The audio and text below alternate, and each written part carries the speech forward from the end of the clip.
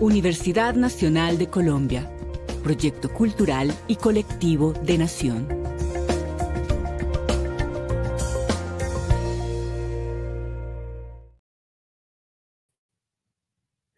Hola, muy buenas tardes a todos. Es un gusto tenerlos hoy en nuestra penúltima sesión del efecto Hall cuántico. Hoy vamos a tener la conferencia Realización del OM y Desarrollo de Dispositivos de Hall cuántico a cargo del doctor Mariano Real del Instituto Bariloche y el doctor Leonardo Salazar, perdón, lo dije mal, Mariano Real del INTI, del Instituto Nacional de Metrología Industrial de Argentina, y el doctor Leonardo Salazar del Centro Atómico Bariloche. Aquí estamos enmarcados pues en nuestro proyecto de regalías y con la participación del Centro de Excelencia en Tecnologías Cuánticas y sus aplicaciones a metrología, así como el Centro de Excelencia de Computación Cuántica e Inteligencia Artificial. Entonces, nos acompañó hoy también el profesor Juan Carlos, quien nos va a presentar a estos importantes doctores que nos van a acompañar el día de hoy en este seminario. Gracias, Juan. Ok, bueno, buenas tardes a todos. Empezamos con la sesión 13 de nuestro seminario de efecto Hall cuántico. Bueno, antes de iniciar con la presentación de los doctores Real y Salazar, me gustaría tomarme unos minutos antes, si me lo permites, William, para hacer un resumen. Creo que en este momento es bastante pertinente hacer un resumen de lo que hemos visto en las diferentes sesiones del seminario, para ver desde un contexto global los temas que hemos abordado y lo que hemos avanzado en el tema de efecto Hall cuántico. Entonces, no sé si pueda compartir la pantalla. Bueno, no sé, no me está dejando compartir la pantalla.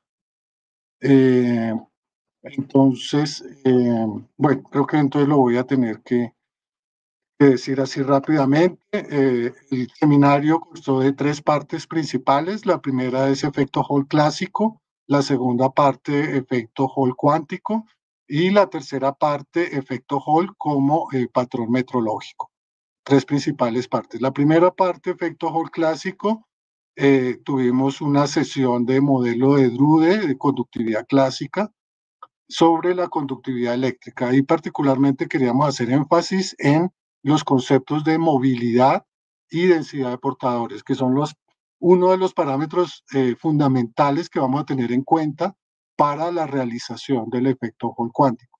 Estos par de parámetros son los parámetros definitivos que definen si la muestra va a funcionar o no para hacer mediciones de efecto Hall cuántico. Después esa charla estuvo a cargo mía, de Juan Carlos Salcedo Reyes de la Universidad Javeriana. Una segunda charla de efecto Hall, resistencia, efecto Hall DC y AC, que también estuvo a cargo mía. Una tercera plática sobre mediciones de resistividad. Vimos los conceptos de contactos eléctricos, contactos óhmicos y cómo se miden esos parámetros dentro de una muestra. Vimos los conceptos de 4 puntas, mediciones Van der Poel, la configuración de barra Hall, mediciones de resistividad de hoja. Esa charla estuvo a cargo del doctor Anderson Dusan Cuenca de la Universidad Nacional. Después vimos lo del método estándar de mediciones Hall, la directriz ASTM F7608, Se estuvo a cargo mía, de Juan Carlos Salcedo Reyes de la Universidad Javeriana. Y para dar al final a esta primera parte, tuvimos una charla de oscilaciones de plasma en metales a cargo del doctor Edgar Patiño de la Universidad de los Andes. Después, entonces, ya iniciamos la segunda parte, efecto Hall cuántico. Vimos los conceptos fundamentales de efecto Hall cuántico, gas de electrones cuánticas en un campo magnético, a cargo de la doctora Paula Giraldo Gallo de la Universidad de los Andes. Una segunda sesión de oscilaciones cuánticas, teoría de Lipschitz-Korsevich, Subnikov de Haas, las oscilaciones Subnikov de Haas y Haas-Van Halten. Esa también estuvo a cargo de la doctora Paula Giraldo Gallo de la Universidad de los Andes. Después vimos los conceptos de heteroestructuras semiconductoras. Esa estuvo a cargo mía y Juan Carlos Salcedo Reyes de la Universidad Javeriana. Luego tuvimos una charla del método de epitaxia de haces moleculares y el crecimiento de gases bidimensionales mediante esta técnica con heteroestructuras semiconductoras. Esa charla estuvo a cargo del doctor Máximo López del CINVESTAB en México. Después tuvimos otra charla de grafeno y materiales bidimensionales a cargo de la doctora Shirley Gómez Páez de la Universidad Nacional de Colombia. Y ya en la tercera parte, que es el enfoque de efecto Hall cuántico como patrón metrológico, tuvimos una primera charla de metrología en magnitudes eléctricas a cargo del ingeniero Nelson Bamón del Instituto Nacional de Metrología. Una segunda parte de esta charla de metrología en magnitudes eléctricas a cargo del ingeniero Mauricio Sáchica Avellaneda del Instituto Nacional de Metrología. Y terminamos esta serie de conferencias de efecto Hall cuántico con la realización del OM y desarrollo de dispositivos Hall cuántico a cargo de los doctores Mariano Real del INTI y Leonardo Salazar del Centro Atómico de Bariloche. Entonces es como el resumen de lo que ha sido el seminario. El seminario.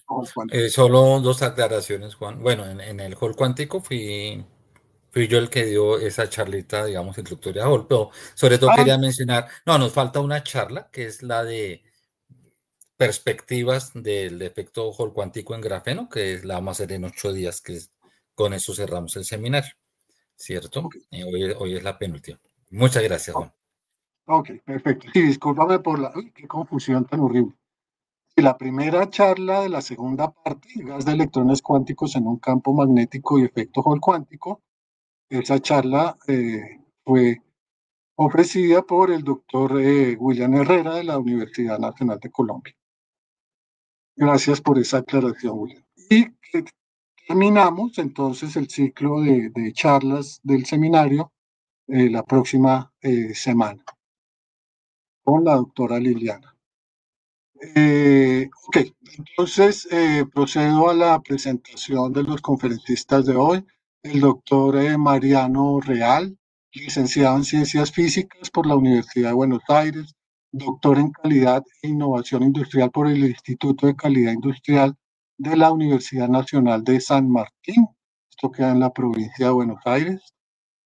Profesional y estudiante doctoral en el Laboratorio de Patrones Cuánticos del Instituto Nacional de Tecnología Industrial, en el INTI, donde desarrolló dispositivos y métodos de medición de magnetotransporte y de propiedades termoeléctricas bajo estado Hall cuántico.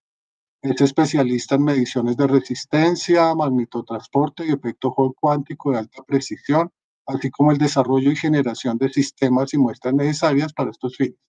También se desempeña como colaborador en el área de tensión, específicamente en efecto Josephson. Actualmente es el jefe del Departamento de Metrología Cuántica de la Dirección Técnica de Metrología Física del INTI y representa al INTI en el Sistema Interamericano de Metrología y es vice-chairman del Grupo de Trabajo de Electricidad y Magnetismo.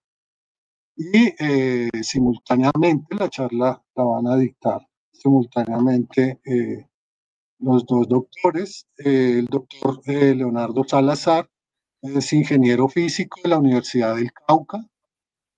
Su trabajo era sobre fabricación de películas delgadas en la Universidad del Cauca.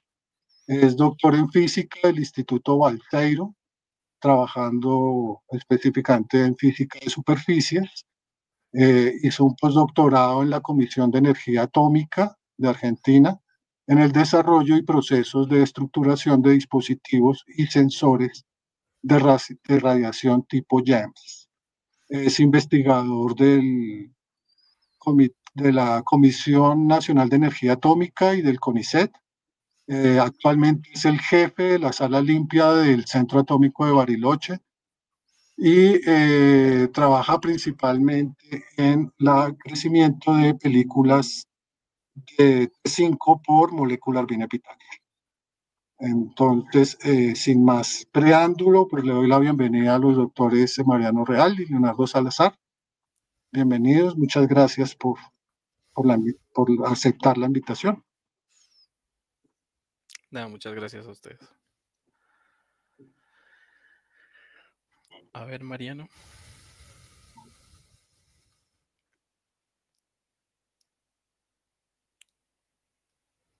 Ahí está, Mariano. Listo. Bueno, ahí tenemos la presentación. Mariano es el host, así que yo le voy a pedir a Mariano cuando haga el cambio. Bueno, ahí le presentamos la charla.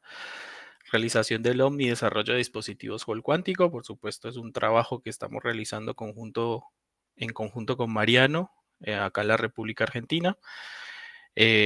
Por supuesto, está involucrado el Instituto Nacional de Tecnología Industrial, que es de donde pertenece Mariano, y de mi parte está involucrada la Comisión Nacional de Energía Atómica, el CONICET, el Consejo Nacional de Científico Argentino, y este Instituto de Nanociencia y Nanotecnología, que es finalmente el quien hace formalmente el nexo entre el INTI y la CONEA y el CONICET, ya que es una unidad, lo que se llama acá una unidad ejecutora de doble pertenencia entre las dos instituciones, y es como que finalmente es el que tenemos que respetar, digamos, la formalidad. Ahí pasa Mariano. Bueno, primero les queríamos mostrar un poco, ya que muchos conocerán Argentina, pero tal vez muchos no, y en parte de los desafíos de nuestro proyecto es las distancias a los que estamos los dos. Argentina, bueno, muy parecido a Colombia, la libertad fue en 1810, y como verán, la extensión de tierra es bastante grande, es aproximadamente 2.4 veces la extensión de Colombia. Y eso hace que, por ejemplo, entre Mariano y yo existan 1.586 kilómetros, que es el equivalente a 2 horas en avión o muchas horas en un auto.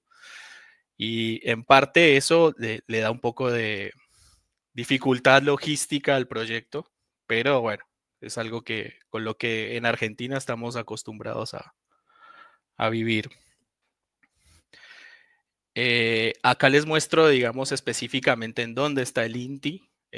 Ahí en el mapita a la derecha está la ciudad autónoma de Buenos Aires. O sea, todos esos puntitos negros que se ven es lo que todo el mundo conoce de Buenos Aires, el obelisco, la 9 de julio, toda la parte más conocida de Buenos Aires, pero si uno se corre un poquito del centro de lo que es la ciudad autónoma de Buenos Aires, se encuentra lo que viene siendo ya la provincia, y justo en el borde está ubicado el INTI. Y tiene un vecino de lujo, que es el Centro Atómico Constituyentes. Entonces están los dos juntitos en un predio gigante, en donde básicamente está un centro atómico y justo al lado está el INTI. Tiene la particularidad también de que muy cerca de ellos está la UNSAM, y eso es importante porque justamente muchos de los recursos humanos que se forman están en la UNSAM o en el mencionado Instituto Sábato, que está allí, que funciona dentro de la Comisión de Energía Atómica y que está de todas maneras asociado a lo que sería la Universidad de San Martín. Por otra parte, Bariloche, ahí pueden ver las fotos de un Bariloche un poco nevado, es muy diferente a lo que sería el Buenos Aires. Es una extensión de tierra, es una ciudad muy alargada, básicamente se cuenta en kilómetros. Ahí se ve el centro de Bariloche y ahí como referencia hay un cerro, que se llama el Cerro Otto. Después en la fotografía del lado está ese mismo Cerro Otto, y ahí en ese en ese corralito verde está ubicado el Centro Atómico Bariloche. También es importante señalar la isla Huemul, porque eso es lo que define o lo que crea esta Comisión de Energía Atómica. Si pasas a la siguiente, ahí está, digamos, este es el Centro Atómico Bariloche. ¿Cómo arrancó esto? Justo en la guerra o posguerra, Segunda Guerra, 1948-1952, un físico alemán, Ronald Richter, vino a trabajar en fusión nuclear en esa isla.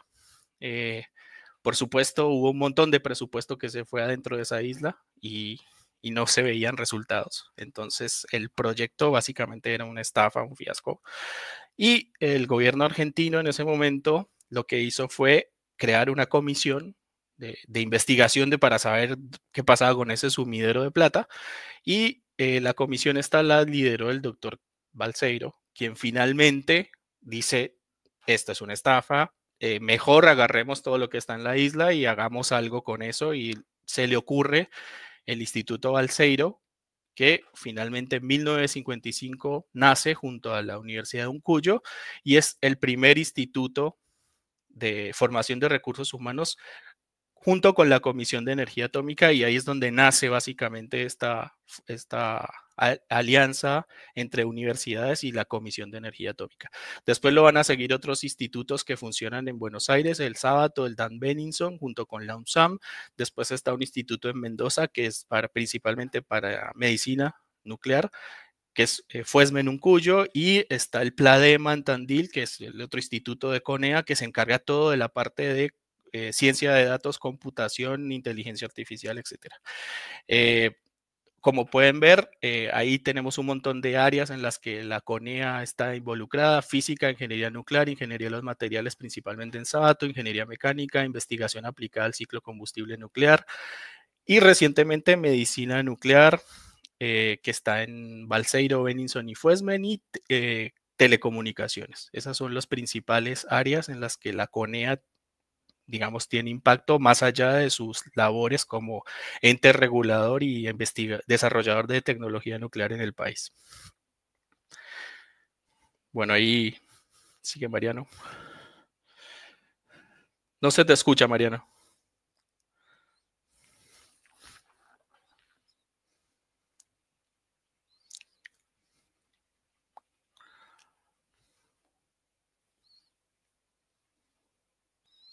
Ahí. ¿Me escucha? Sí. Ahora. Bien. Gracias, Leo. Bueno, Juan Carlos mencionó recién que ya vieron mucho de lo que les vamos a contar, así que espero que esto sea como una especie de gran repaso y aparte nos permitan mostrarles todo el proyecto que estamos llevando adelante. Como bien dijeron, yo trabajo en el Instituto Nacional de Tecnología Industrial. El INTI tiene por mandato, por ley, realizar las unidades de medida, que en el 2019 se modificaron y actualmente dependen únicamente de constantes universales. Y una gran ventaja de esto, en realidad las mediciones eléctricas ya realizaban mediciones a partir de constantes desde la década del 90, con el efecto Hall y el efecto Josephson. Sin embargo, recién en el 2019 pasaron a ser... fueron reconocidas por un acuerdo internacional con el actual sistema que tenemos, donde la constante que se le otorga al ampere, que es la unidad correspondiente a la electricidad, es la carga fundamental. La mayoría de las unidades están definidas de la misma forma ahora. Esto tiene una gran ventaja a futuro. Básicamente, todas las unidades están definidas como cuál es la unidad que tenemos, qué símbolo se le asigna, qué define la corriente eléctrica en este caso, y da un valor para la constante universal o la constante de referencia acordada que se va a utilizar para la realización de esa unidad. En general, lo que tenemos es el ampere. Sin embargo, actualmente la realización del ampere de forma directa no es la mejor manera desde el punto de vista metrológico para realizar esta unidad. En general, lo que se hace es usar básicamente la ley de Ohm, que a a diferencia de lo que uno esperaría, funciona muy bien y es muy difícil romperla. Y entonces realizamos el ampere a través del efecto Hall, que define una resistencia eléctrica, y del efecto Josephson, que es otro efecto mesoscópico cuántico, que define una tensión eléctrica. Gracias a esos dos y a la ley de Ohm, podemos entonces realizar el ampere por definición. Nos vamos a centrar con Leo en toda la charla solamente en el efecto Hall. Y en eso lo que les quería comentar es cuáles son los desafíos que en general tiene la metrología y cómo se utiliza en metrología. Sé que ya lo estuvieron viendo, pero déjenme repasar un poco.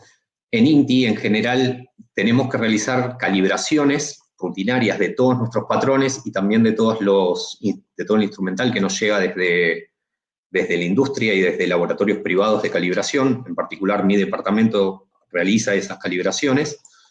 Y para resistencia eléctrica tenemos que recorrer ahora ya llegamos hasta el microohm, donde se requiere mucha corriente, todo en continua, hasta los teraohm. Eso quiere decir que tenemos que poder generar calibraciones en 19 órdenes de magnitud, y todo lo realizamos a partir del efecto Hall cuántico, que en nuestro caso utilizamos, ahora lo vamos a ver a partir del desarrollo de la charla, pero usamos el segundo plató de Hall, que queda definido en 12.900 ohm, más o menos, y que descubrió este señor, von Klitzing, en el paper que les dejo acá mencionado, y a partir de esa resistencia tenemos que poder hacer toda la escala.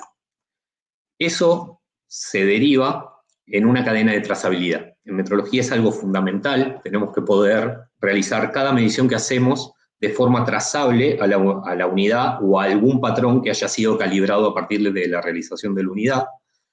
En el caso del INTI, esto se hace a partir del efecto Hall, y cada una de estas flechas les dice cómo va evolucionando desde Hall hacia altas resistencias y finalmente calibradores y multímetros, que es la parte más cercana que hay en la industria, en el último laboratorio que tenemos en el departamento, y hacia bajas resistencias, llegando a resistencias por abajo del ohm y con corrientes de hasta 300 amperes. Cada uno de estos cuadrados que ven acá es un sistema distinto de medición. Eso quiere decir que hay que desarrollar diferentes sistemas para poder ir escalando desde uno a otro. Y entonces sería de mucho interés, y hay mucha gente en el mundo trabajando, en realizar estos patrones para poder hacer saltos directamente donde uno pueda, por ejemplo, y estas son ideas a realizar en el futuro, realizar patrones que ya tengan mega ohms o que puedan soportar corrientes un poco más altas e irse a submúltiplos del ohm. Entonces, poder establecer realizaciones del ohm que le permitan a uno saltar de acá hasta acá sería algo de mucho interés. Hay varios institutos en el planeta, el NIST, el PTB, el NRC, que son las instituciones de Estados Unidos, Alemania e Inglaterra, que están trabajando en esa dirección, por ejemplo. También en grafeno. Y para que se den una idea del impacto que tuvo a lo largo del tiempo el efecto Hall, esto es una diapositiva cuya idea tomé prestada de Ulrich de Alemania, de PTB. Esto les muestra hasta 1990, acá se descubrió el efecto Hall cuántico, acá se implementó, en realidad, se descubrió en el 80 y acá lo implementan como patrón a nivel planetario. Son las comparaciones que se realizaban entre diferentes institutos del mundo de patrones viajeros para poder coordinar las mediciones que realizábamos de la resistencia eléctrica. Había algunos de estos institutos que tenían balanzas de watt, básicamente, para poder realizar el ampere de la forma que se hacía antes, y a partir de esos se calibraban patrones viajeros que pasaban por varias instituciones. Por ejemplo, acá tiene NPL, que es el de el Reino Unido. El NBS era el antiguo nombre del actual NIST, que es el de Estados Unidos. Varias instituciones, ACMW, PTB, que es el de Alemania, el NRC de Canadá. Eran comparaciones que se realizaban internacionales. Y fíjense la dispersión que tenía esto. Esto está graficado en partes por millón, básicamente, microohm por ohm. Entonces teníamos dispersiones que eran más o menos de 3 microohm por ohm. En el momento que empezamos a utilizar el efecto Hall cuántico, esto pasa a ser esto. Acá simplemente eran los mismos patrones que viajaban. De todas formas, viaja un patrón, pero las comparaciones se realizan contra los efectos Hall cuánticos que tienen cada uno de estos institutos. Y fíjense cómo baja la dispersión que tienen. Hoy en día ya estamos en esta región, y esto que se grafica al final de todo es la reproducibilidad que logramos. Esto quiere decir, si comparamos dos efectos Hall, ya sea, por ejemplo, grafeno contra arsenuro de galio, ahora vamos a discutir de ellos, o si tratamos de hacer una comparación entre aislante topológico y una muestra generada con arsenuro de galio, o con dos sistemas de arsenuro de galio, uno contra otro, en dos crióstatos distintos o en el mismo, lo que obtenemos es esta reproducibilidad. Siempre referido a la constante de von Klitzing, que es h sobre e cuadrado. Entonces, la idea de Hall y la idea de todos estos patrones es que uno se independiza de tener que enviar patrones a otros lugares, pero también mejora muchísimo la repetibilidad que tenemos y la forma en que desarrollamos este sistema. Lo podemos hacer en cualquier lugar, siempre y cuando tengamos la capacidad para realizar el experimento y generar el patrón, o realizar la unidad. Repasemos un poco lo que estuvieron viendo entonces a lo largo de todas estas conferencias maravillosas que estuvieron realizando. El efecto Hall cuántico requiere un gas bidimensional de electrones, y en el caso particular de arsenuro de galio requiere campos magnéticos altos, de unos 12 Tesla, unos 100.000 veces el campo de la Tierra, y temperaturas bastante bajas de 300 milikelvin. Esto quiere decir que tenemos que trabajar por abajo del helio líquido. Hoy en día, estos ya no son requerimientos. Antiguamente uno en general requería el gas bidimensional y además el campo magnético de bajas temperaturas. El grafeno demostró que las bajas temperaturas no son un constraint necesario para la realización del efecto. Las temperaturas a las cuales se puede trabajar y que demostraron Gaming o Goselov son casi a temperatura ambiente, no para metrología, pero sí para ver el efecto. Y hoy en día, varios institutos del planeta logran realizar el efecto Hall en grafeno a temperaturas del orden de 10 Kelvin, 10 Kelvin estirándolo, pero se puede trabajar a temperaturas del helio líquido. Y el campo magnético recientemente, PTB con el grupo de Molenkamp de Alemania demostraron que en aislantes topológicos pueden realizar el efecto Hall con calidad metrológica, o al menos en partes por millón, y compararon en un aislante topológico sin campo magnético la realización en arsenuro de galio contra un aislante topológico. El problema es que para aislantes topológicos uno requiere muy bajas temperaturas del orden del milikelvin. No 300 milikelvin, uno tiene que llegar a 10 milikelvin, 7 milikelvin. A futuro yo creo que va a evolucionar ese tipo de dispositivos y dentro de una década o menos pues vamos a ver desarrollos muy interesantes en esa dirección. Para recordar entonces, el efecto Hall cuántico, uno en general tiene dispositivos que tienen forma de barra Hall, es básicamente una barra de arsenuro de galio heteroestructurado, que Leonardo les va a contar en detalle en breve, donde depende del diseño que uno haga, pero en general en metrología suelen tener 8 contactos, 2 contactos de corriente y 6 contactos de medición. Se suele realizar mediciones en dirección longitudinal a la corriente, y aquí el campo magnético está aplicado saliendo de la pantalla, y perpendicular a ella, donde estaríamos realizando una medición de la tensión que se produce por Hall. Si nosotros tenemos una buena muestra y logramos bajar la temperatura y aplicar el campo magnético, lo que uno esperaría ver es que en la dirección longitudinal uno resultaría tener una resistencia como la que se ve en celeste aquí. Y fíjense que si nosotros recordamos, la resistencia para el efecto Hall cuando está cuantizado depende únicamente de 2 constantes fundamentales, h sobre e cuadrado. Esto es la constante de von Klitzing, se suele llamar RK, y es la que está acordada a nivel mundial, donde básicamente dividiendo por un número entero uno va obteniendo diferentes valores de resistencia, y en vez de obtener una resistencia lineal como uno había esperado para un metal común, tenemos regiones de campo donde esta resistencia se plancha y únicamente su valor es h sobre e cuadrado dividido un número entero. El que utilizamos en INTI es el plató número 2, el nu igual a 2. Entonces tenemos una resistencia de unos 12.900 ohm.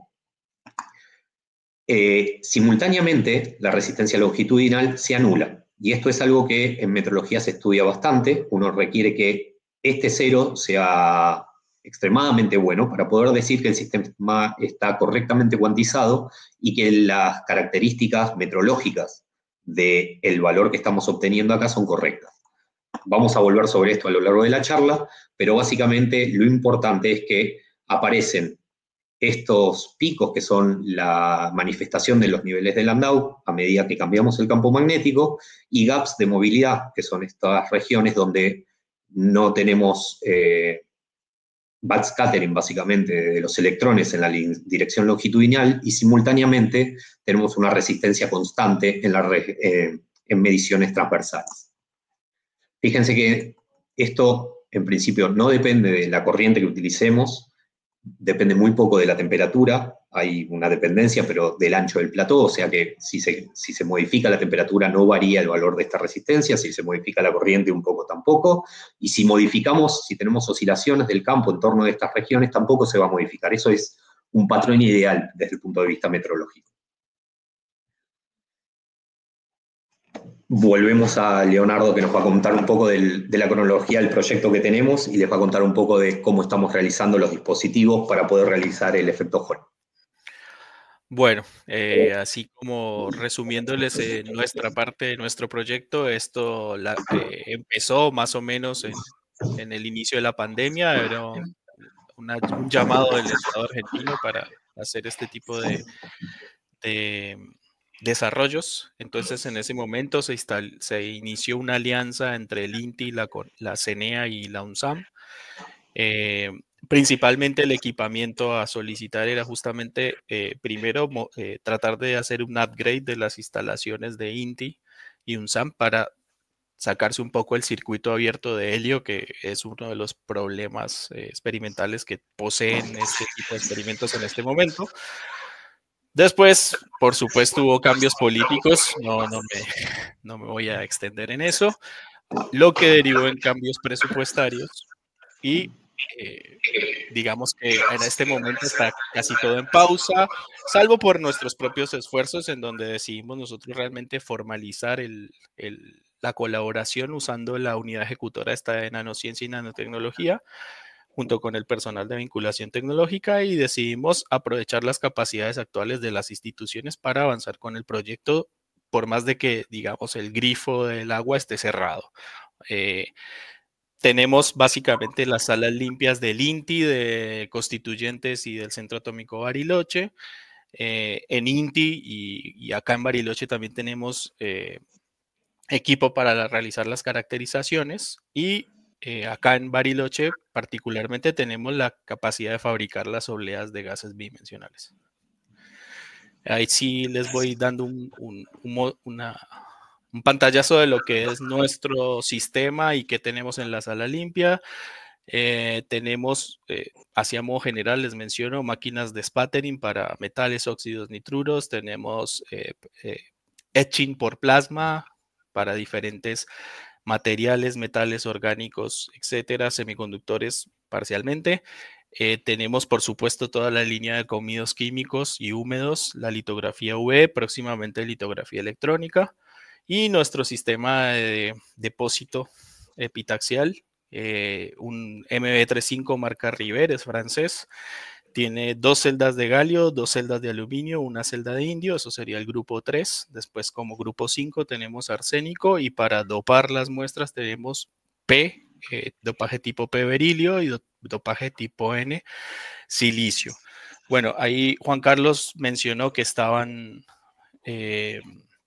que ya habían visto algo de la técnica. Yo igual paso a explicar muy breve o recordarles muy brevemente cómo es el funcionamiento o cómo yo veo el funcionamiento. Tenemos una cámara con una muy baja presión, un alto vacío. Usualmente nuestra cámara está en esa presión, 2,3 por 10 a la menos 11. Y adentro tenemos celdas cargadas con los materiales. Como ven, las celdas están en unos crisoles cerámicos.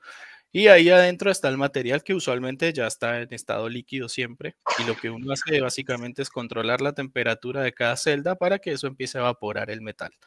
Esa evaporación va a producir lo que se llama un haz molecular, y el control de ese haz se hace mediante una compuerta llamada shutter, que se abre, se cierra, y básicamente la direccionalidad de esos haces moleculares hacia un sustrato de alguna manera hacen que las especies químicas se junten mágicamente, digo yo, porque es bastante mágico, y que terminen juntas en un sustrato y todos los átomos ordenaditos. Existen el otro tipo de celdas, usualmente las celdas del grupo 5 son celdas de sublimación, en donde también se pone un material, se calienta y este empieza a sublimar el gas del material del grupo 5. Ahí ven unas fotos, en nuestra configuración, nuestra muestra está en el centro del equipo colgando, y tiene un calefactor que rota, y en el fondo del tarro, le digo yo, están todas las celdas apuntando hacia el centro de la muestra. ¿Por qué es importante estar en 10 a la menos 11? Recuerden que el camino libre medio de los haces moleculares a esas presiones es de muchos kilómetros, lo cual asegura que las especies químicas van a arribar a la muestra sin interactuar. Después tenemos un sistema de RID adentro del equipo. El sistema de difracción de electrones es una herramienta muy poderosa en el crecimiento, además del sistema de medición de flujos. El sistema de RID lo que hace básicamente es lanzar un haz de electrones rasante contra la muestra de alta energía, digámoslo, no tan alta, pero para mí lo es. Después de mis estudios de superficies que naranja muy baja energía, pero el asunto va con que estas oscilaciones que se ven en la pantalla del equipo de RID dan una idea de cada cuánto tiempo está creciéndose una monocapa del material. Como verán, esta herramienta es muy poderosa, pero hay que tener cuidado porque esto funciona muy bien siempre y cuando hagamos todas las cuentas y todos los cálculos en monocapas depositadas. Después hay un paso adicional para saber cuál es el espesor de las capas. Estamos hablando que aproximadamente en arsenuro de galio en arsenuro de galio es aproximadamente medio parámetro de red. Una monocapa equivale a medio parámetro de red, y eso ya me da una idea del espesor. Entonces, si yo cuento la cantidad de oscilaciones en función del tiempo, tengo cantidad de capas en función del tiempo, ergo tengo espesor en función del tiempo. Ahora, surge un detalle, y es que eso funciona muy bien siempre y cuando el coeficiente de pegado o sticking en la muestra sea 1, que yo asumo que todo lo que lanzo a la muestra se le pega. Eso puede derivar en eso se ve en el RID, de hecho. Cuando uno se sale de ese equilibrio, por decirlo así, se puede saber cuando uno no está en esa condición. Después está el otro problema, y es que si yo abro más de una celda, va a haber una aleación. ¿Cómo calculo la aleación? Bueno, la aleación viene de la relación de esos flujos, pero además me incrementa la velocidad. O sea que en este caso es un detalle, es que en MBE el espesor y la composición de alguna manera están relacionadas. Entonces, eso es algo a tener también en cuenta en el momento de hacer el crecimiento. Ahí les muestro unas ecuaciones. Estas ecuaciones, como ven, 1 menos x, x es da idea de la composición, está en función de los growth rates, o sea, de la tasa de crecimiento de cada cosa. Eso quiere decir que está ahí unido, y además en RID todo se hace el cálculo en monocapas. Después en flujos sería la otra ecuación que está ahí. Usualmente cada máquina tiene su propia ecuación, o cada fabricante le da uno una ecuación de la máquina, y lo que sí tiene cada MBE que lo hace difícil replicar muchas cosas en muchos de los centros es que tiene una cosa que se llama factor geométrico, que depende de cómo ubicaron las celdas el fabricante y cómo es la disposición de las celdas en cada equipo. Inclusive se pueden encontrar diferencias entre equipos del mismo modelo, pero con la configuración de celdas diferente. ¿Sí?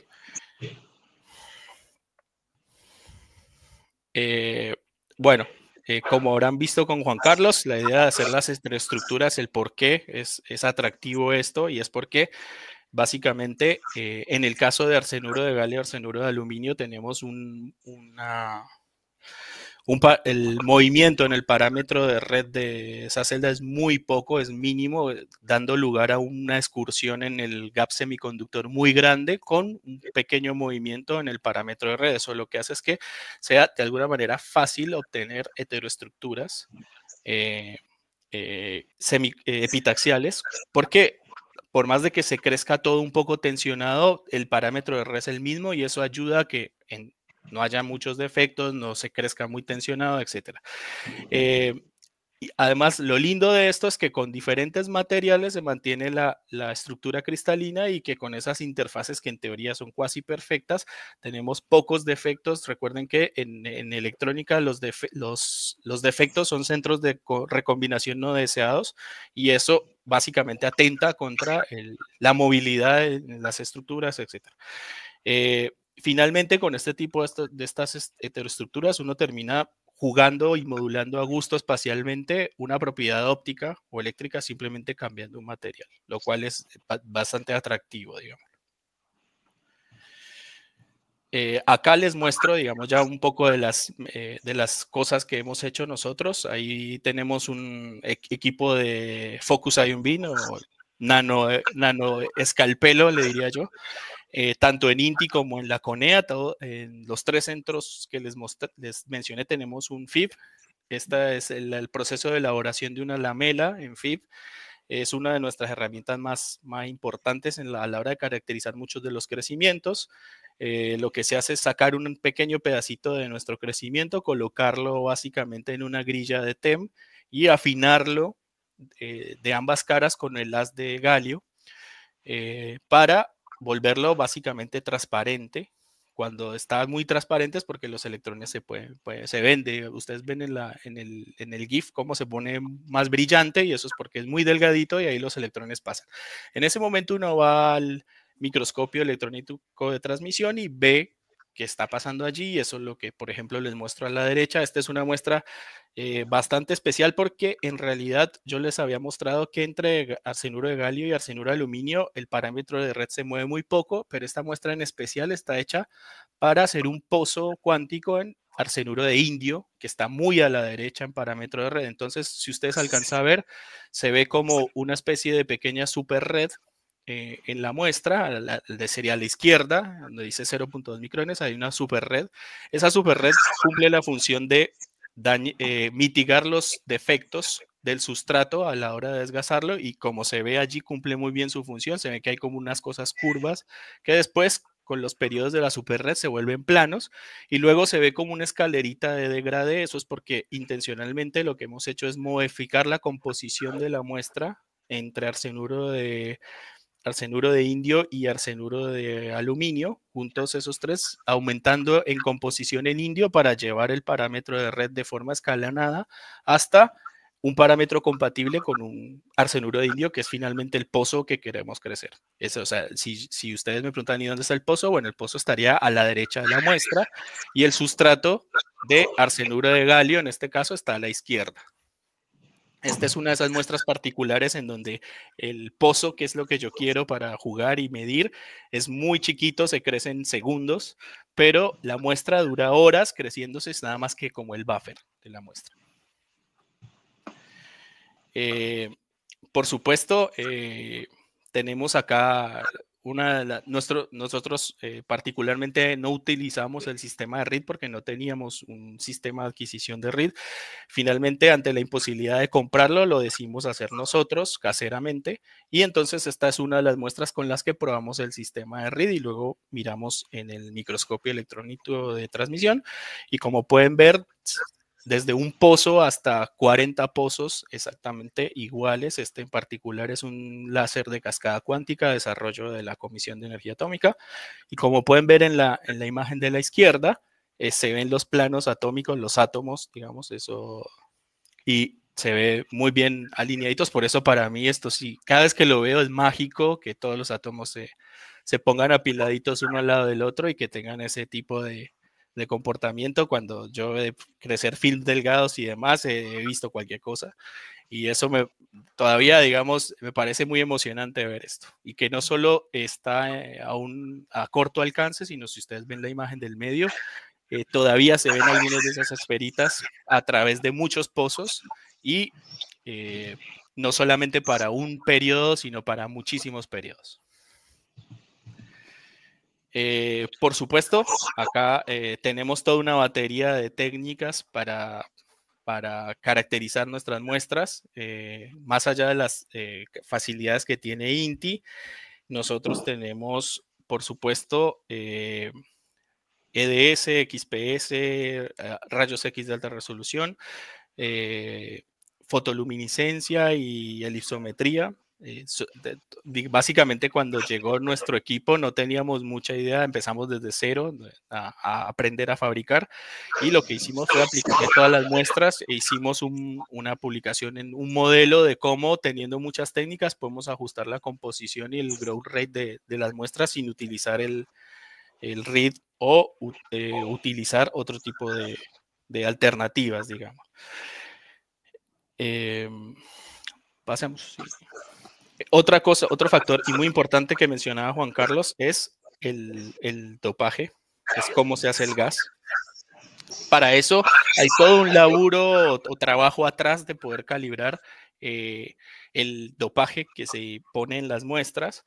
Nosotros tenemos o contamos con la facilidad de TopSIMS, es tiempo de vuelo y espectrometría de masas junto, o por supuesto Hall, y esa es la única forma de calibrar las celdas de dopaje del equipo. Esto se hace, nosotros en particular hacemos lo que sería una especie de multicapa en donde hay partes dopadas y no dopadas de la muestra, y vamos modificando la temperatura de la celda a lo largo de ese crecimiento, y eso básicamente nos da, si en el caso de TopSIMS, en el caso particular de arsenuro de galio o arsenuro de aluminio, el número de silicios o el número de berilios equivale a el número de portadores. Esto es un detalle que no siempre es así. Por ejemplo, si uno mira cómo es la gráfica de cómo cambia el número de portadores en función de la composición entre el galio y el aluminio, uno se da cuenta que a 30% de aluminio, por ejemplo, es 0.1 electrones por especie atómica, lo cual quiere decir que si uno hace una aleación tiene que tener en cuenta en realidad cuántos portadores efectivamente se están colocando en la estructura. Es muy importante saber que no siempre un átomo dopante equivale a un portador. Lo mismo sucede en berilio, entonces parte de nuestras tareas continuas en calibración es crecer este tipo de muestras y medirlas, sin hablar de que, bueno, no, por sugerencia de mis maestros en el área, es cada vez que yo hago mantenimiento al equipo o toco la celda, tengo que volver a calibrar todos los dopantes. Perdón. Acá les quiero mostrar también muy rápidamente que nosotros en muchos de estos proyectos estamos también con Mariano, pero tenemos un montón de líneas de fabricación en este momento activas. Como les mencioné hace un ratito, tenemos un láser de cascada cuántica, es un desarrollo que se tiene que hacer para la Comisión de Energía Atómica, pero en el camino nos encontramos con cosas muy interesantes como MEMS y cavidades ópticas, microresonadores, guía de ondas, mezclado con nanopartículas, celdas solares, pozos cuánticos en indio, para también otro de los proyectos de la Iniciativa Cuántica. Por supuesto están los gases 2D que hacemos, que nos involucra completamente a Mariano y a mí, y además muchas de estas cosas se incluyen en los otros proyectos. Entonces, básicamente, cualquier logro o cualquier avance en alguna de las líneas equivale a avanzar en todas. Por supuesto, siempre hay tareas de mantenimiento y crecimiento. En este momento, el único crecedor soy yo. Tengo a 2 personas en entrenamiento. Y además de eso, pues nos toca las tareas de desarrollo de accesorios. Por ejemplo, el RID fue una de ellas. Ahora estamos desarrollando un pirómetro propio. Y por supuesto el mantenimiento y reparación de las instalaciones. Para mostrarles rápidamente qué cosas se pueden hacer interesantes alrededor de las muestras de efecto Hall. Es, por ejemplo, hacer este tipo de muestras de multiple quantum wells, es simplemente por temas de calibración o de interacción con otros grupos de óptica. Estas fueron una de las primeras muestras que nosotros crecimos sin saber absolutamente nada. Hicimos este tipo de estructuras. Esto es puramente óptico, se crece la estructura de pozos de arsenuro de galio con barreras de, por ejemplo, el 40% de arsenuro, galio y aluminio, y puede uno ver por fotoluminiscencia a baja temperatura, bueno, todos los picos de emisión de los pozos. Esta fue una de las primeras muestras que dijimos, bueno, algo estamos aprendiendo. Después, por supuesto, con la Comisión de Energía Atómica tiene toda una parte solar espacial y con ellos, en conjunto con ellos, estamos desarrollando estos dispositivos de celdas solares para ir al espacio. Ahí tienen una vista de la generación 1. Estas muestras se comparan con unas que se compraban antes en España. La gráfica derecha superior vemos cómo es el desempeño de las celdas cubiertas, las muestras enfrente de la española. Y en el momento que se le retira un recubrimiento a la ventana, vemos que el comportamiento de los diferentes dispositivos ya se asemeja bastante en la gráfica de abajo, se ve, de corriente versus tensión, se asemeja bastante a la muestra comprada afuera. Esto fue exactamente el primer prototipo que se hizo. Después de este prototipo se crecieron 3 y hasta 4 generaciones de dispositivos que, si tenemos suerte, vuelan en un nanosatélite en 2026 en la Universidad de Palermo, pero aún nos dimos cuenta que podemos tener muchas ventajas en estas celdas, que teniendo la capacidad de fabricarlas es incorporar quantum wells, quantum dots, mejorar la ventana, y eso hace más fácil el hecho de crecer acá localmente y no tener que salir a comprarlo afuera. Obviamente es un proyecto que requiere modelado, y esa es la parte que a nosotros ya se nos sale de las manos, digamos.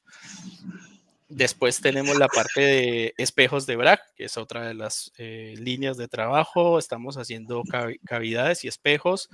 Para los que no están muy en tema, uno puede ir cambiando el dieléctrico, la función dieléctrica a lo largo de un sándwich, y con el espesor y teniendo en cuenta el espesor, el material y la longitud de onda a la que yo quiero diseñar este espejo, tengo una alta reflectividad alrededor de esa longitud de onda. Eso es lo que se ve a la derecha, por ejemplo, un espejo diseñado para 980 nanómetros, en donde la simulación y la medición básicamente van una arriba de la otra.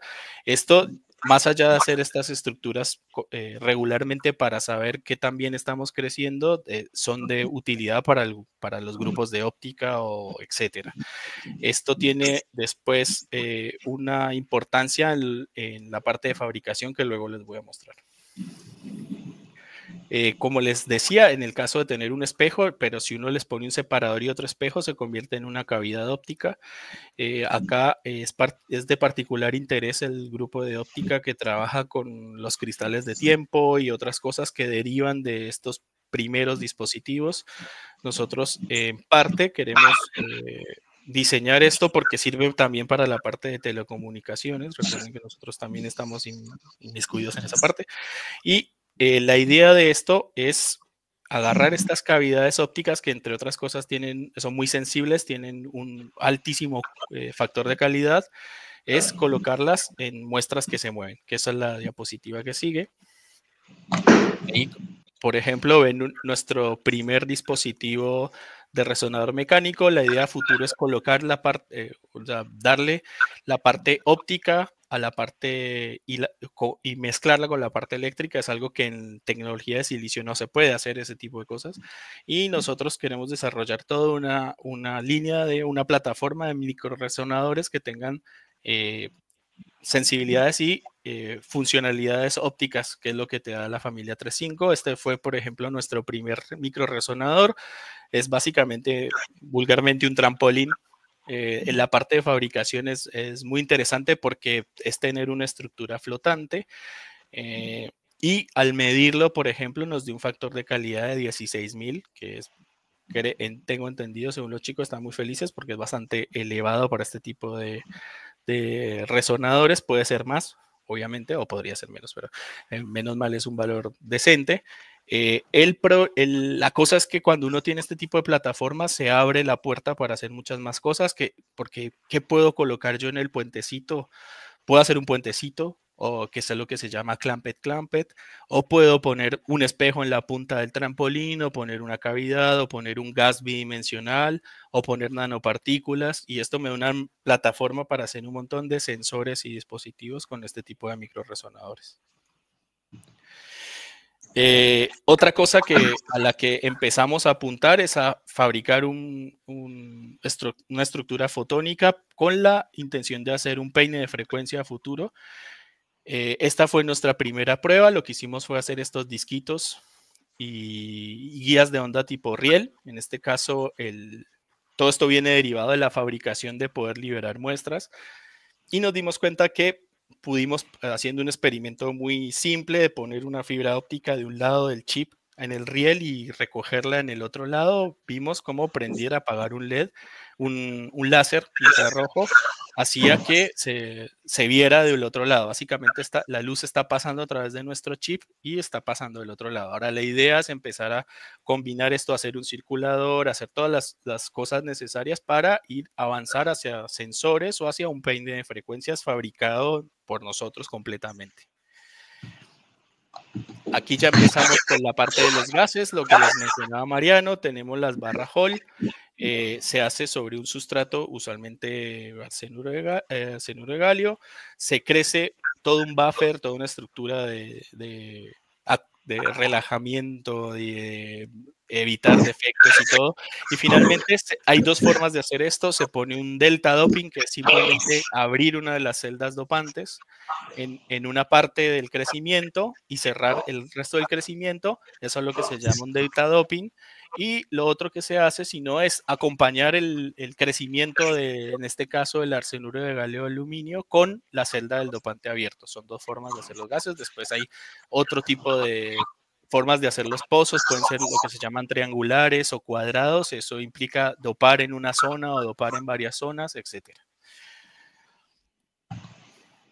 Estas son una de las estructuras que estamos próximos a crecer. Esto está recién salido del horno, entiendo, por Mariano y Paula, nuestra colaboradora en Centro Atómico Constituyentes. Ellos estaban simulando la mejor estructura que nos conviene empezar a tratar de fabricar. Esta es una de ellas. No parece ser muy complicada, pero vamos a tener que ver cómo sale. Vamos a ver qué pasa, exactamente.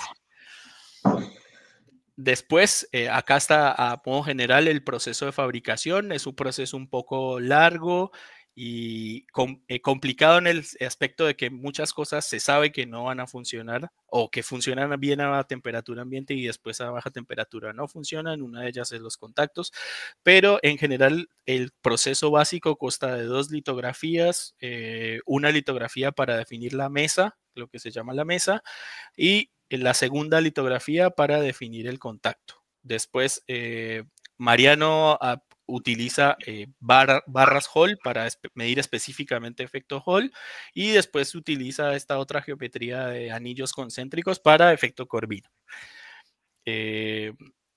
Después viene la parte de contactos. Este es el dolor de cabeza de muchas de las fabricaciones de las muestras entre 5.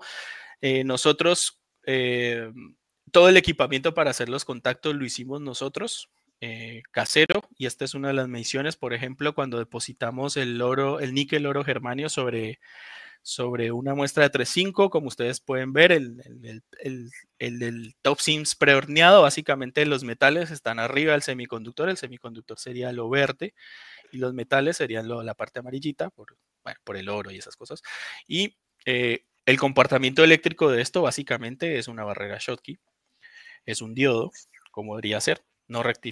Es rectificante el comportamiento de la juntura, y a medida que uno hornea la muestra en ciertas condiciones, con un forming gas se llama, y a una temperatura que alcance el eutéctico de la aleación 8812, ese contacto va difundiendo, se rompe el óxido de la superficie y los metales empiezan a migrar. Básicamente uno lo que quiere es que el germanio vaya a contactar o desplazando el arsénico vaya a contactar la estructura, y finalmente como ha agarrado de la mano con el oro, básicamente uno tiene un contacto óhmico, y eso se ve que en la gráfica de ustedes ven de corriente voltaje abajo. Primero es casi lineal con un comportamiento muy resistivo, y a medida que uno aumenta el horneado, ese comportamiento resistivo se va haciendo de baja resistencia. Esto muchas veces funciona, uno lo ve muy bien hacia temperatura ambiente y cuando ponen el crióstato y empieza a medir, se da la sorpresa de que no anda.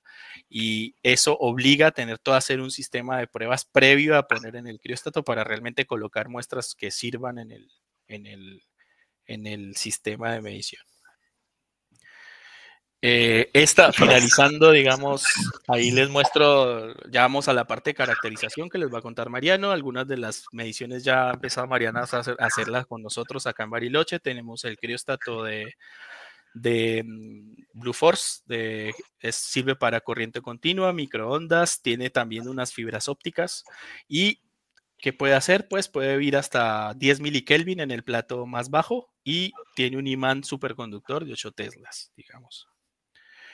Y hasta ahí creo que estaré en mi parte. Muchas gracias, Leo. Bueno, simplemente les consulto solamente para saber si me salteo o no alguna diapositiva. ¿Nos quedan 10 minutos o menos? No los veo. No, yo creo que con lo interesante de la charla podríamos extender los 10 minutos. Perfecto, muchas gracias. Volviendo entonces a algo que ya discutieron a lo largo de todo de estos cursos y de estos seminarios, y algo que mencionaba Leonardo recién, cuando Leo genera el crecimiento de los dispositivos, por aquí abajo tenemos el sustrato y después hace una serie de heteroestructuras de arsenuro de galio para poder, el superlátiz para poder modular todos los problemas que tenga ese sustrato, eliminar dislocaciones y cualquier otro tipo de problemática. Finalmente llegamos a una sección donde tenemos, dependiendo del dispositivo que uno quiera hacer, supongamos una juntura de arsenuro de galio, aluminio arsenuro de galio, donde finalmente tenemos un pozo de potencial.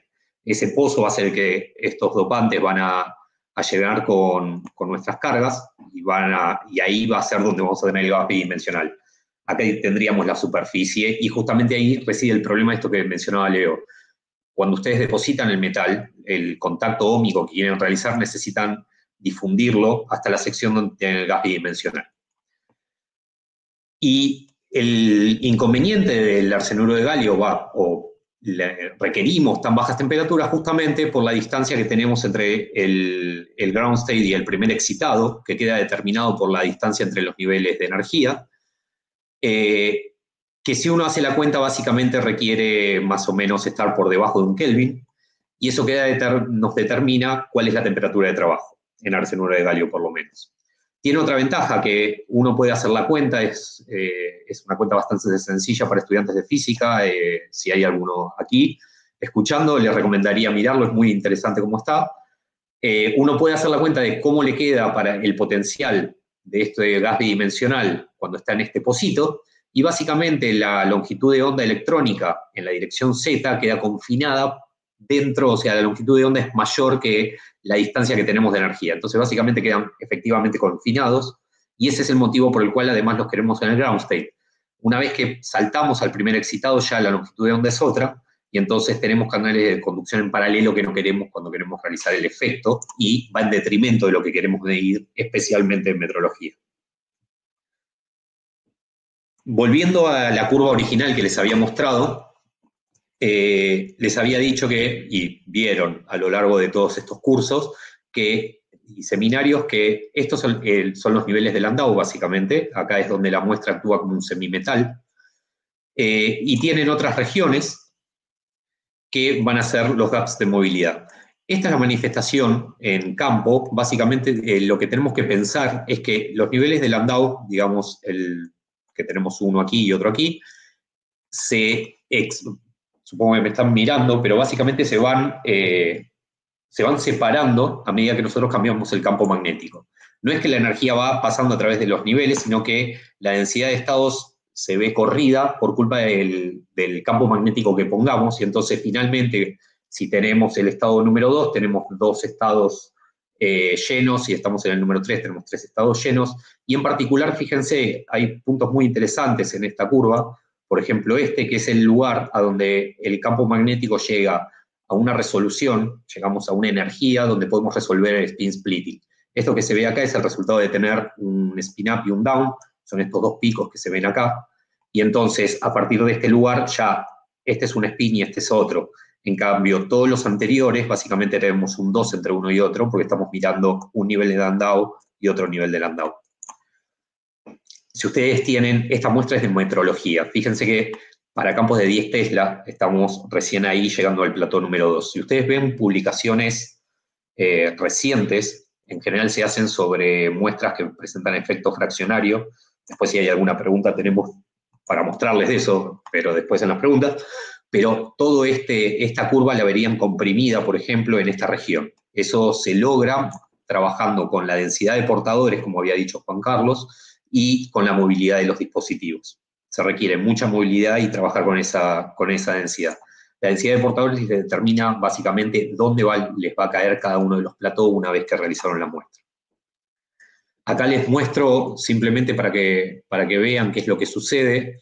Fíjense, por ejemplo, estas son dos mediciones realizadas sobre el mismo dispositivo a dos temperaturas distintas, 2 Kelvin y 4. Vean cómo el spin splitting se rompe, que es justamente aquí que se ve.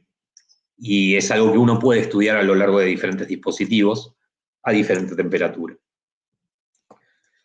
Y como les decía, después tenemos el gap de movilidad, y acá aparece algo muy interesante. Fíjense que si nosotros estamos en el estado cuántico, estamos en pleno plató, esta región no tiene scattering, tiene backscattering, y eso se debe a que aparecen lo que se conoce como canales de borde. El dispositivo que les mostraba recién tiene quiralidad. Los electrones viajan sin scattering a lo largo del borde de la muestra y el centro de la muestra se vuelve completamente aislante. Eso es algo que sucede, es algo espectacular y que muchos físicos y físicas alrededor del mundo aprovechan, porque básicamente tienen los electrones, si ustedes hacen algo sobre ellos, por ejemplo, le cambian la entropía o los calientan en esta región, ustedes saben que ese electrón lo van a poder interrogar acá o acá, no hay otra. No va a tener ninguna modificación de lo que le hayan hecho a lo largo del dispositivo. Es un playground perfecto desde el punto de vista de física. Y además, por ejemplo, si ustedes están en el plató número 2, lo que esperamos es que tengan dos canales de conducción, de un lado de la muestra para un lado, del otro lado de la muestra para el otro, y entonces eso nos permite jugar con cuántos canales tenemos y con cómo hacerlos interactuar incluso. Uno puede pensar entonces en poner top gates sobre este dispositivo, hacer acercarse estos canales y empezar a hacer que interaccionen o tunelen entre uno y otro, y hay mucha gente que aprovecha eso. Hay demostraciones, por ejemplo, de implementaciones de interferómetros de Mach Zehnder utilizando electrones en dispositivos Hall como estos. Bueno, no como esto, pero con top gates y con movilidades particulares como para lograrlo.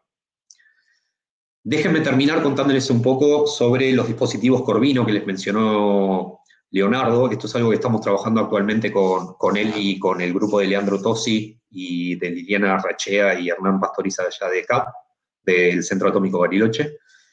Y fue parte de mi tesis doctoral en su momento. Los Corvinos son básicamente se tiene que imaginar un sistema Hall como las barras que estábamos mencionando recién, nada más que ahora tenemos solo dos contactos y en forma de anillo, uno central y uno externo. La meseta estaría más o menos en el interior de este contacto externo, y el inconveniente que tienen los Corvino es que acá no tenemos acceso a la resistencia transversal, la que le interesa a la metrología, o a la que le interesa, si quieren, a la realización del OM. Sin embargo, sí tenemos acceso a la conductancia, y lo que uno esperaría en este caso, fíjense que es, nuevamente, oscilaciones del Subnikov de Haas. Nuevamente aparece, si se fijan en esta región, de vuelta tenemos el spin splitting, y vuelven a aparecer los platós, donde la muestra se vuelve un aislante perfecto. Para aquellos que son estudiantes y no están tan acostumbrados a este tipo de dispositivo, el efecto Hall tiene la particularidad que se vuelve un conductor perfecto, pero simultáneamente un aislante perfecto cuando estamos bajo el estado Hall. Así como les mostraba, permítanme volver hacia atrás un segundo, que en esta región ustedes tenían la resistencia longitudinal, una resistencia nula, eso quiere decir que la conducción entre este punto y este punto son perfectas.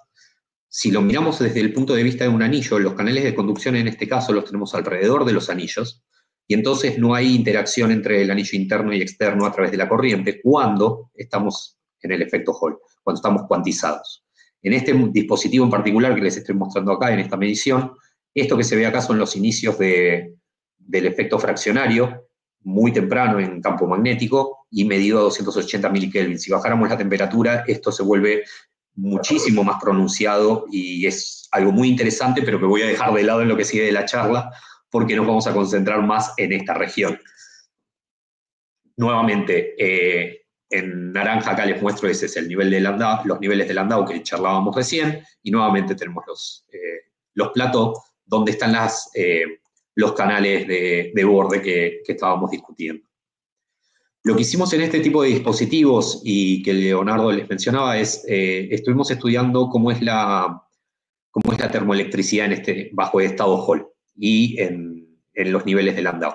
Básicamente, a lo largo del tiempo la gente trató de estudiar esto en muestras tipo barra, sin embargo presenta algunos inconvenientes, y Barlas y Yang en el 2012 mencionaron y mostraron que era mucho más conveniente utilizar dispositivos tipo Corvino, donde la diferencia de potencial, el vector de diferencia de potencial es paralelo al gradiente térmico. Entonces, en una barra suelen aparecer ángulos entre ellos dos, y es muy complicado poder separarlo y de forma convincente. En estos dispositivos uno los tiene ya de por sí por la geometría paralelos, y es mucho más fácil trabajar.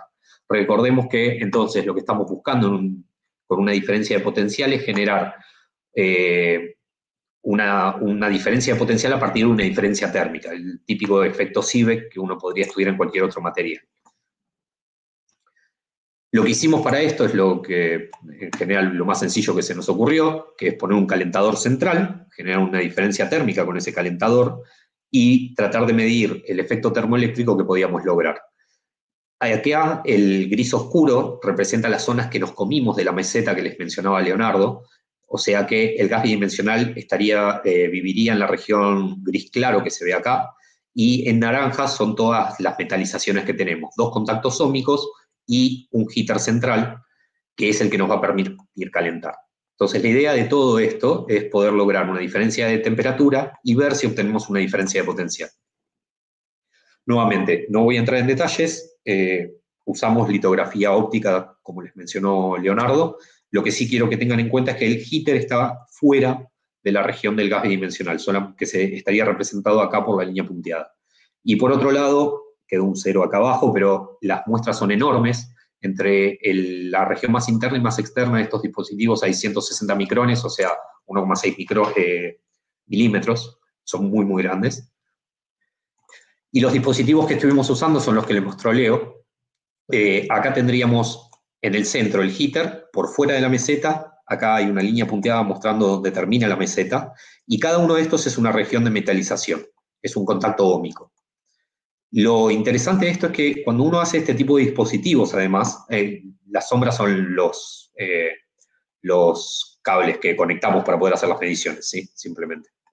Las diferentes anillos que ven acá, le voy a llamar anillo a lo que está entre 2 contactos óhmicos, este anillo y este anillo, que están nombrados acá como 2, 3, 4 y 1 el central, resultan ser independientes. Como nosotros estamos generando un contacto óhmico, tenemos que difundir la metalización hacia adentro y destruimos el gas bidimensional. Eso hace que, básicamente, acá tengamos un gas bidimensional, acá lo rompemos y acá lo volvemos a tener.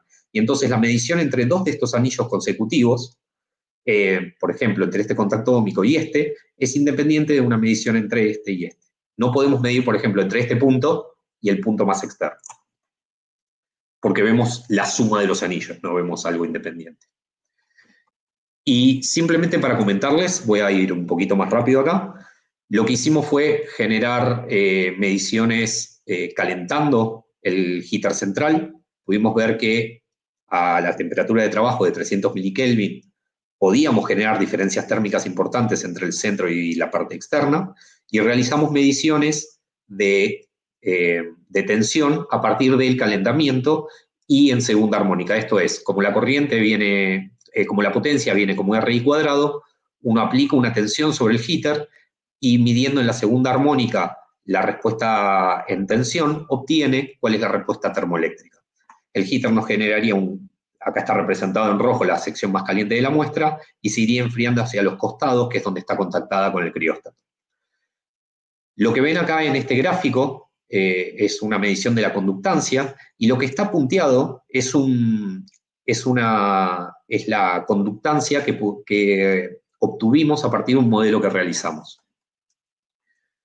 Entonces tenemos dos mediciones distintas. Tenemos la medición de conductancia que realizamos por un lado, esto es utilizando el esquema rosa, básicamente aplicamos una tensión en un lugar y medimos cuánta la corriente en el otro anillo, y después una medición de termovoltaje a partir de la potencia que estamos aplicando en el heater central. Son dos mediciones independientes y en dos momentos distintos.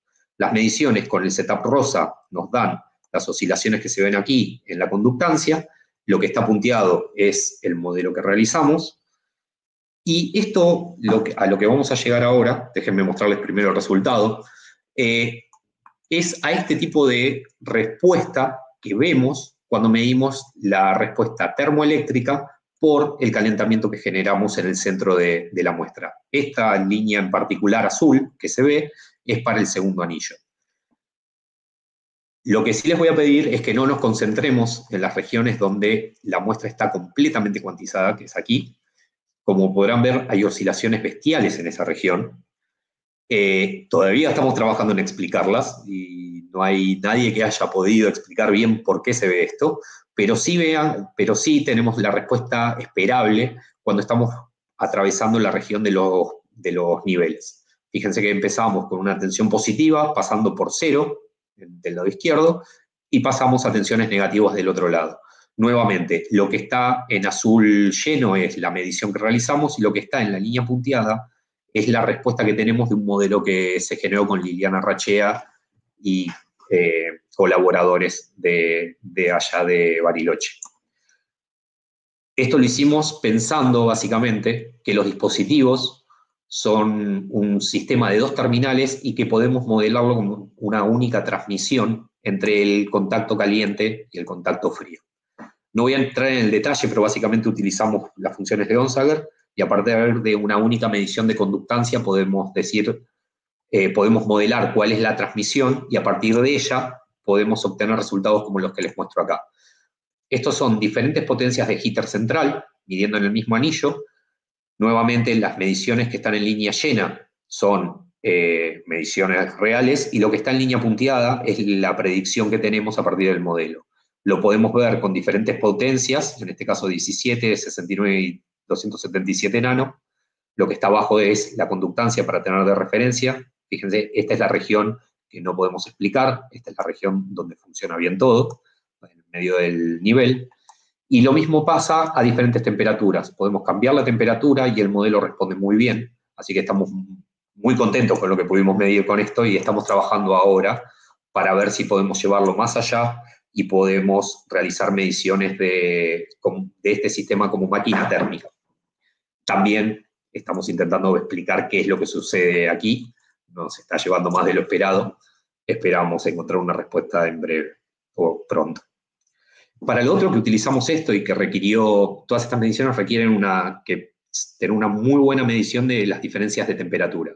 Y para eso lo que usamos fue la propiedad que tiene la conductancia en estos dispositivos, que depende de la temperatura. Entonces lo que hicimos fue, a partir de mediciones de conductancia en el anillo más externo, este es el estilo que está acá, y el más interno, podemos obtener conductancias a diferentes temperaturas y a diferentes potencias, y son funciones univaluadas hasta cierta región donde deja de funcionar.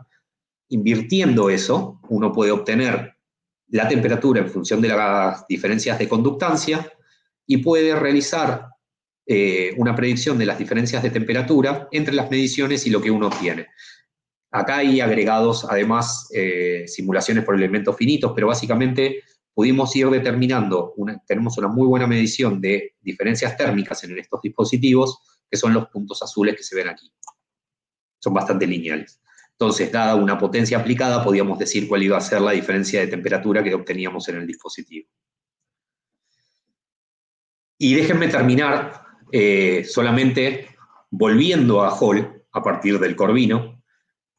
Una vez que habíamos hecho todo esto, se nos ocurrió en un dispositivo hacerle un corte a una de las muestras, básicamente romperla con una punta de diamante, y entonces lo que tenemos en este dispositivo sería Fíjense, el anillo central acá, el que está más cerca del heater, queda entero, como está este de la izquierda, y este anillo que está aquí, vendría a ser el tercero, queda abierto porque lo rompimos. Y esto justamente es un sistema Hall tipo barra, entre comillas, con 2 contactos, en vez de los 8 usuales.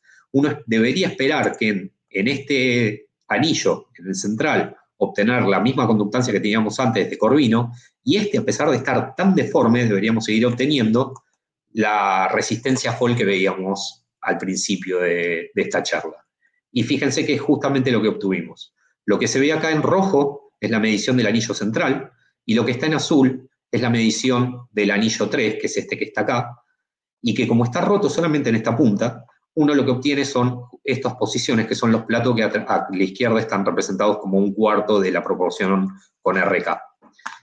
Creo que este experimento es muy interesante para mostrar lo robusto que es el sistema Hall, y es lo que lo hace interesante a nivel mundial y por lo cual la gente lo sigue utilizando tanto. Y en particular, ¿por qué lo hace? ¿Por qué funciona en grafeno? ¿Por qué funciona en un aislante topológico? El efecto Hall, en definitiva, es un efecto topológico. Y los canales de borde que obtenemos están protegidos topológicamente. Eso quiere decir que por más que hagamos algo tan brutal como romper la muestra con una punta, o tengamos los bordes tan sucios que tenemos cuando tenemos grafeno, el sistema se adapta a eso y sigue dándonos el mismo efecto en forma colectiva, lo cual es maravilloso, porque entonces tenemos un lugar de trabajo que es hiper interesante para poder hacer física y para poder hacer metrología. Finalmente, déjenme terminar contándoles un poquito acerca del departamento y de la colaboración que tenemos con CONEA y de cómo son los departamentos en CONEA. Mi departamento de metrología cuántica estoy yo, el doctor Ricardo Iusolino, lo pueden contactar para cuando empiecen con Josephson, que estuvieron mencionando hoy. Juan Pablo y Andrés están en la parte de multímetros y calibradores, Martín y Nicolás están conmigo en resistencia y Hall, y Sergio está en la parte de capacidad. Después tenemos 2 doctorandos trabajando con Ricardo en el efecto Josephson y también aplicaciones de inteligencia artificial en el efecto Josephson, y varios estudiantes de grado, tanto Nicolás como Sergio, que son staff, están haciendo su trabajo final en mediciones de capacidad. Fedux Hagen y Elian Urtubey están trabajando con Paula Giudici de CONEA y conmigo como codirector y director, haciendo cálculos para enviarle a Leo y que él crezca las muestras, y están procesando muestras acá en Buenos Aires conmigo y con Paula. Y después Alessio y Sofía están trabajando con Ricardo en efecto Josephson pulsado. Desde el punto de vista de CONEA, con Paula Giudici trabajamos muchísimo y desde hace años. Es una excelente física y es una excelente colaboradora. Con Candela es becaria de Paula y trabajamos constantemente, en particular con Fede y Elian y con ella. En CAB, en la sección de Bariloche, Leandro tiene el crióstato y he estado trabajando con él recientemente hace un par de meses y voy a volver ahora en enero para trabajar con Leo y con Leandro. Hernán Pastoriza es el investigador principal del grupo.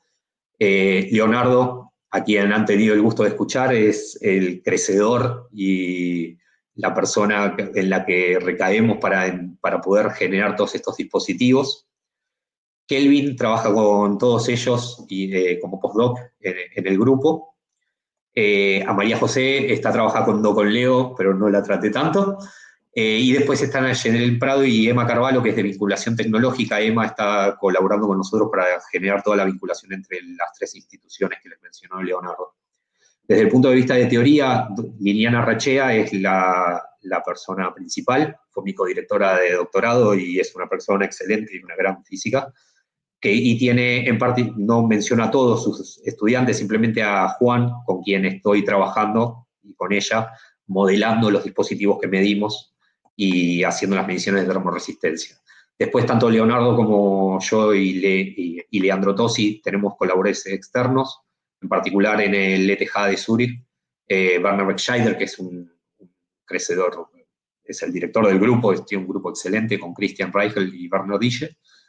Y desde PTB, Klaus Pierce y Matías Krupkov, con ellos estoy trabajando en particular en grafeno, estoy atrasado en este trabajo, debo admitir. Enviaron muestras y perdí al estudiante con el cual estábamos desarrollándolas, ahora tengo que ponerme, lo estoy haciendo yo. Vamos a ver cuánto logramos avanzar. Y en el crecimiento de MBE tienen muchas interacciones con París y Ratisbona en Regensburg. Sin más, les agradezco mucho que nos hayan escuchado y les pido disculpas por los minutos que me pasé. Espero que les haya resultado de interés y que se haya entendido y les haya interesado. Excelente presentación, excelente trabajo, Mariano Leonardo, muchísimas gracias por tan excelentes presentaciones. Pues sí, efectivamente estamos haciendo lo mismo.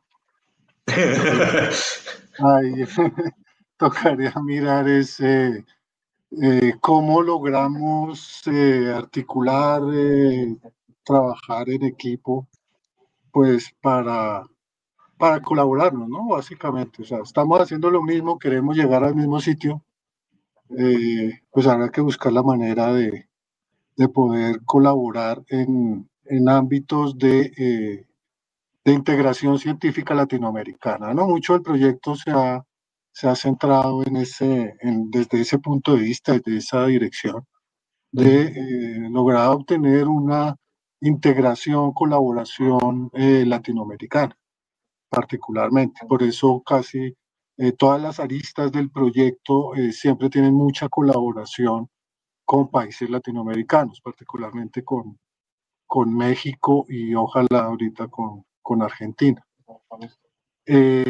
Pues lamentablemente ya por la hora lo de las preguntas está complicado. Solo quisiera transmitir una pregunta que hay en el chat y que la quiero reinterpretar según mi punto de vista. La pregunta es, el efecto Hall cuántico demuestra constancia en sus propiedades físicas. ¿Cuál es el material ideal por excelencia para fabricar estos dispositivos? Desde mi punto de vista, yo plantearía la pregunta, o sea, reinterpretando la pregunta, pues manteniendo, por supuesto, la originalidad de esta, pero es, desde el punto de vista de su proyecto, ¿cuál muestra deciden desde el punto de vista metrológico? ¿Qué tipo de muestra se debe hacer? Es decir, es claro que heteroestructuras semiconductoras se pueden hacer pues con aluminio, galio, arsénico, pero se pueden hacer por heteroestructura o se puede hacer por pozo cuántico o se pueden utilizar 2,6s o sea, la implementación del efecto Hall cuántico se puede hacer de muchas maneras. Pero desde el punto de vista metrológico, ¿cuál se escoge de todas esas opciones que uno tiene? ¿Yo leo o querés vos? No, anda. A ver, con un Quantum Well podés obtener una muestra tan buena como con los sistemas de pozo directamente, y el delta doping. Lo que sí hay hoy en día, y ahí sí, o sea, yo iría por arsenuro de galio, lo que tiene es que es el método más sencillo de implementar a largo plazo. Las muestras de arsenuro de galio se degradan, no voy a decir que no, por eso estamos haciendo esto, además para que sea un sistema completamente nacional, pero se degradan, es muy difícil romperlas. O sea, lleva tiempo, se van degradando, pero desde el punto de vista metrológico duran más. Hoy en día el problema que tenemos con grafeno es ideal, el dispositivo de grafeno está hermoso, pero el problema es que el grafeno está expuesto, por ejemplo. Y desde ese punto de vista absorbe todo. Entonces todo el planeta está tratando de encapsularlo en algo que te lo mantenga estable. Y lamentablemente, por el momento, los encapsulamientos que hay requieren tener una sala limpia cerca para poder, una vez que uno lo enfría y lo vuelve al estado que lo tenía, pierde las propiedades de densidad de portadores que tenía, cambian, y hay que volver a llevarlas al estado que lo quiere para poder hacer la medición metrológica. Hay pocos institutos que tienen eso y es un trabajo extra que es complicado. Los alemanes, según me han dicho Oliver Kigel hace un par de semanas, tienen un proceso que parece que solucionó esto. Están trabajando en eso y lo están por publicar, hasta donde sé. Creo que hoy en día yo lo haría con arsenuro de galio, trataría de desarrollar el grafeno, y el futuro me parece que está en los topológicos como los que está haciendo Molenkamp, pero estamos a unos años de eso y es una tecnología muy, muy complicada. Creo que arsenuro de galio es la idea, es la forma de ir, y el pozo es lo más sencillo de hacer. Es algo que está comprobado, va a funcionar, lleva un tiempo lograr que el MB llevarlo al estado en que uno tiene una muestra metrológica, y la otra es, si uno logra la muestra metrológica, requiere movilidades bajas, no es tan complicada desde el punto de vista de crecimiento, y después de eso uno lo puede evolucionar a cosas más para física, movilidades altas, densidades bajas, y ese tipo de dispositivos. Y le da la versatilidad de poder hacer cosas más raras también. Claro, claro. Pero, por ejemplo, yo inicié mi doctorado fue con 2.6. MB en un sistema River igual, pero de 2.6. Y encuentran reportes donde hacen clases bidimensionales con 2.6, con incluso movilidad mucho mayores a las que se pueden obtener con 3.5. Sí, pero justamente... Pero entonces ahí está el dilema, ¿por dónde le hacemos? ¿Le hacemos por los 2.6? ¿Le hacemos por los 3.5? El problema, el tema es que en metrología la movilidad es baja. En realidad lo que necesitas son, idealmente, quisieras algo que esté en 2.3 por 10 a la 11 de portadores por centímetro cuadrado, y movilidades que ronden más o menos los 200.000. Eso hace que el plató te caiga en 9, entre 9 y 9,5, y eso lo que te permite obtener es un plató muy ancho, porque tenés baja movilidad, y que está dentro de la tecnología de los imanes superconductores que te llevan hasta los 12 Tesla, que es el imán al cual podés acceder para un criostato que no es tan complicado. Porque en el instante que te pasaste de ahí, o te vas a un imán muy grande, o tu plató quedó muy finito, cosa que desde el punto de vista metrológico también es un poco discutible. Yo creo igual que no, con un imán como los que tienen en Bariloche y un crióstato no tan complejo como ese, si llegás a 8 y haces la muestra más para campos bajos y con un plató un poquito más angosto, número 2 o número 4, estás hecho.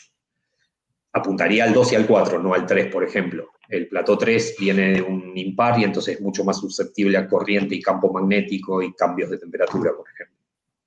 Aunque el proyecto está planteado que le están pidiendo demasiado a Leonardo. él es el mago, él nos tiene que hacer todo. Porque si el sistema criogénico llega a ¿qué? 8 teslas, 8 o 9 teslas, se necesitan unas muestras excelentes de arsenuro de galio. Para que se pueda ver el efecto Hall cuántico a 8 teslas, necesitas unas muestras maravillosas. Sí. Estas las están... Bueno, por eso las primeras a veces fallan. Estamos en eso. ¿Han podido medir la movilidad de muestras que estén obteniendo, Leonardo? Sí. El problema que tuvimos la última vez fue contactos. Así que estábamos haciendo una medición y mágicamente no se desconectó la muestra y no pudimos saber si realmente lo que estábamos midiendo era cierto. Entonces ahora tenemos que volver a empezar todo. Sí. Estamos en la etapa en donde... en las muestras de él, pero esto acaba de pasar. Acá en Buenos Aires sí. Logramos, los contactos andan bien. Entonces estamos tratando de que de los dos lados esté todo funcionando. Ahora tenemos que tener una charla con Leonardo de los resultados recientes que hemos tenido. Eso es nuevo. Aquí el sistema criogénico lo hacemos en la Universidad de los Andes con la doctora Paula Giraldo. Allí tienen un sistema cerrado y llega a 12, 13 teslas. O sea, ese sistema sí está increíble. Y esa la hacemos ahí y es bastante fácil acceder a ese sistema. Hacia allí llegan a 12 Tesla y a 1 Kelvin, creo. 1 o 1.2 Kelvin. Fácil, y es muy fácil acceder ahí. Entonces, si de pronto se necesita, podríamos intentarle ahí. Bueno, genial. Bueno. Juan Carlos, les pido disculpas por extendernos. ¿Sí? Sé que las preguntas siempre son lo más interesante, perdón. No me di cuenta al final. Se justifica por lo interesante de la charla. Bueno, entonces, muchas gracias a todos por asistir al seminario. Nos vemos entonces dentro de 8 días, la última charla del ciclo del seminario de efecto Hall cuántico. Muchas gracias a todos. Hasta luego. Hasta luego. Chau, chau. Hasta luego. Hasta luego.